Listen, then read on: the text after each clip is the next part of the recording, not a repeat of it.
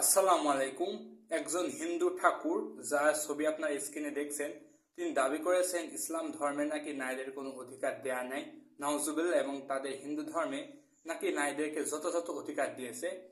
আসলে আমাদের হাদিসে বলা হয়েছে সুনান নাসাইতে যে মায়ের পায়ের নিচে সন্তানের বেহেশত। যেখানে বলা হয়েছে নারীদের পায়ের নিচে জান্নাত বা বেহেশত, সেই ধর্মকে বলা হচ্ছে নারীদেরকে কোনো অধিকার দেওয়া হয়নি, অথচ তাদের ধর্মে নাকি অনেক সুন্দর সুন্দর যথাযথ অধিকার দেওয়া আছে।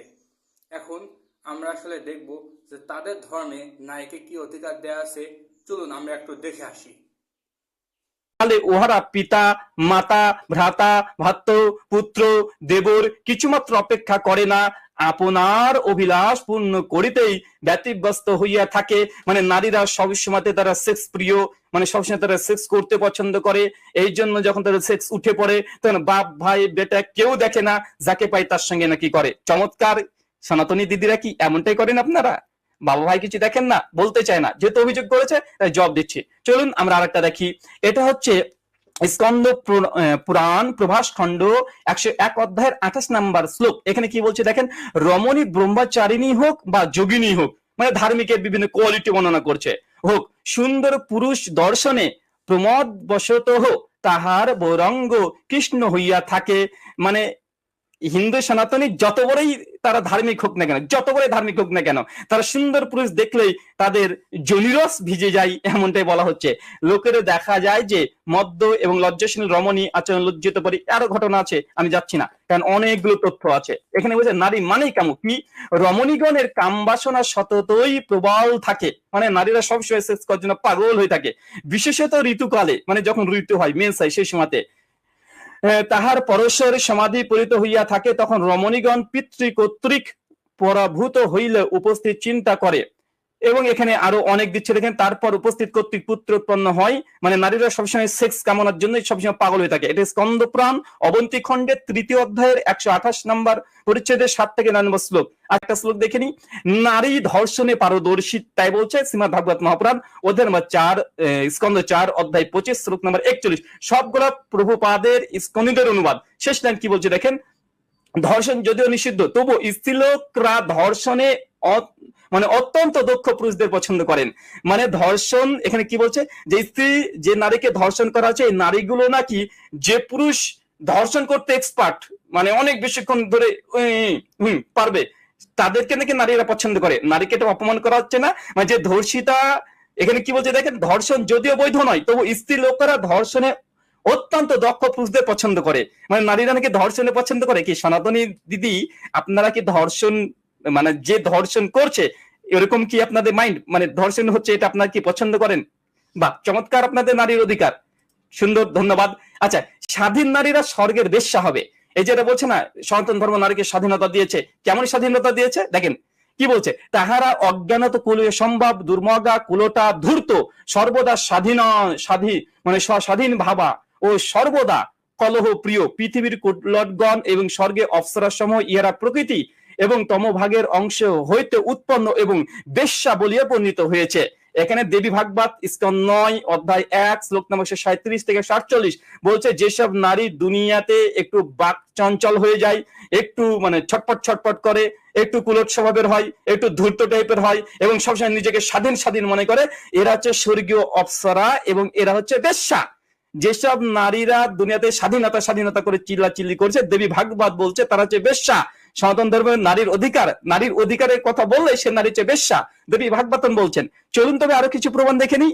আচ্ছা, আমরা শাস্ত্রের আলোকে তাদের ধর্মে নারীদের কি কি অধিকার রয়েছে তা দেখি। আসুন, হিন্দু ধর্মগ্রন্থে নারীর ধর্মীয় অধিকার দেখেন। নারীদের বেদ অধ্যয়ন, যজ্ঞ উপাসনা করতে নিষেধ, এবং এটা অগ্নিপুরাণ অধ্যায় 152 শ্লোক 9 থেকে 12তে উল্লেখ আছে। তাছাড়া এই দেখেন, ঋতুবতী নারীর হিন্দু ধর্মে অবস্থান বলেছে ঋতুবতী নারীদের স্পর্শ করা খাবার খাওয়া নিষিদ্ধ। দেখেন, তবে ঋতুবতী স্ত্রীর দেখা খাবার খাওয়া নিষিদ্ধ। এখন ঋতুবতী স্ত্রী কোনো খাবার দেখলে সেটা খাওয়া নিষিদ্ধ। সুন্দর অধিকার, দারুণ অধিকার। তারপর ঋতুবতী নারীদের স্পর্শ করা নিষেধ, দেখেন সুন্দর অধিকার। তারপরে হলো দেখেন, ঋতুবতী নারীকে স্পর্শ নিষেধ। এ দেখেন, হিন্দু ঋতুবতী নারী যা যা করতে পারবে না। দেখেন এখানে কি কি তথ্য উল্লেখ আছে, এখানে দেখেন অঞ্জন করতে পারবে না, স্নান করতে পারবে না, পানিতে নামতে পারবে না, খাটে শুতে পারবে না, মাটিতে শুতে হবে। দেখেন ঋতুপতি হলে হিন্দু ধর্মের আইন হচ্ছে তাকে মাটিতে শুতে হবে, এটা নাকি সুন্দর অধিকার। দাঁত মাজতে পারবে না, আগুন স্পর্শ করতে পারবে না, রান্না করতে পারবে না, আকাশের দিকে তাকিয়ে নক্ষত্র দেখতে পারবে না, প্রায় 23টি কাজ রয়েছে যে ঋতুপতি অবস্থায় করতে পারবে না, এটা একেবারে অধিকার। তারপর দেখেন ঋতুপতির নারীর সাথে কথা বলা নিষেধ। তারপরে হলো দেখেন ঋতুপতির নারীদের কুকুর, শুকুর ও মুরগি দেখা নিষেধ। তারপরে আরো অনেকগুলা দেখেন, দেখাচ্ছি আমি আপনাদেরকে। কন্যাকে 11 বছরের মধ্যে কোনো নারীকে বিয়ে না দিলে পিতা, মাতা, বড় ভাই নরকে যাবে। দেখেন এটা নাকি আবার নারীদের অধিকার। দেখেন দেখেন স্ত্রী সেক্স করতে না দিলে পিঠে বশ করতে হবে। দেখেন এটা লেখা আছে বৃহদারণ্যক উপনিষদ ব্রাহ্মণ 6 অধ্যায় 6 শ্লোক 7। দেখেন কত সুন্দর। আরো দেখেন স্ত্রী অপরাধ করলে দড়ি কিংবা বেদ দিয়ে প্রহার করতে হবে। মনুসংহিতা 8 নম্বর অধ্যায় 299 থেকে 300 নম্বর শ্লোক। হ্যাঁ, তারপর মার খেয়ে মহিলাদের প্রতিবাদ করা উচিত নয়। বলা আছে যে এটা আছে শিব পুরাণ রুদ্র সংহিতা পার্বতী খণ্ড। বলা আছে যে কেউ যদি মার খায় তাহলে তার স্বামীকে বলবে যে আরো মারুন, আরো মারুন। এটা নাকি নারীদের অধিকার। জি, এরকম ঘটনা আরো আছে। আমি যদি দেখাতে চাই এরকম আরো অনেকবার দেখাতে পারবো, অভাব নেই। দেখেন অথচ দেখেন হিন্দু ধর্মগ্রন্থে নারীকে বলছে শস্য ক্ষেত্র। দেখেন মনুসংহিতা সহ বিভিন্ন ধর্মগ্রন্থে অনেক জায়গাতে এই কথাটা বলা আছে নারীর হচ্ছে শস্য ক্ষেত্র, অথচ এটা নাকি নারীকে খুব সুন্দর অধিকার দিয়েছে। দেখেন নারদ স্মৃতি অধ্যায় 15 শ্লোক 19, সেখানে বলা হয়েছে যে সন্তান জন্মদানের জন্যই নারীকে সৃষ্টি করা হয়েছে। তার হিন্দু ধর্মগ্রন্থ অনুযায়ী নারীরা হচ্ছে সন্তান জন্মদানের মেশিন। যদি স্ত্রী সেক্স করতে রাজি না হয় তাহলে সেই স্ত্রীকেই আঘাত করতে হবে। এটা হচ্ছে বৃহদারণ্যক উপনিষদ 6:4-7 এখানে বলা হয়েছে। এই দেখেন কত সুন্দর, দেখেন এটা নাকি নারীকে খুব অধিকার দিয়েছে। দেখেন এখানে বলা আছে ইসলাম নারীকে কোনো স্বাধীনতা দেয়নি, অথচ দেখেন মনুসংহিতা বলেছে বাল্যকালে স্ত্রীলোক পিতার বশে, যৌবনের স্বামীর বশে এবং স্বামীর মৃত্যু হলে পুত্রের বশে থাকবেন। অর্থাৎ নারী কখনো স্বাধীনভাবে অবস্থান করতে পারবে না। অথচ বলা হয়েছে মনুসংহিতায় হিন্দু ধর্মগ্রন্থে বলা আছে নারীরা চরিত্রহীন। মনুসংহিতা 2 নম্বর অধ্যায় 213 নম্বর। এখানে এরকম আরো তথ্য দেয়া আছে। প্রিয় দর্শক শ্রোতা, আমরা হিন্দু ধর্মগ্রন্থ পড়ে যেটা জানতে পারলাম তা হলো ওই ধর্মগ্রন্থে বলা আছে নারী মানেই হচ্ছে চরিত্রহীন, কামুক, লাস্টফুল, লিউড এবং তাদের কাজই হচ্ছে অশ্লীল কাজ করা এবং তারা পুরুষদেরকে অশ্লীলতার দিকে নিয়ে যায় এবং একজন নারীকে তার স্বামী মারতে পারবে, তার মতামত ছাড়া বিয়ে দিতে পারবে। যখন 11 বছরের মধ্যে বিয়ে দিতে হবে, দেরি করে বিয়ে দেওয়া যাবে না এবং একজন স্বামী যদি মারে তাহলে সে প্রতিবাদ করতে পারবে না, তাকে বলতে হবে যে আরো মারুন, আরো মারুন। এবং তার মতামতে কোনো গুরুত্ব দেওয়া হয়নি, তাকে নির্জীব একটা পুতুলের মতো দেওয়া হয়েছে এবং তাকে সন্তান উৎপাদনের যন্ত্র শস্য ক্ষেত্রে বলা হয়েছে।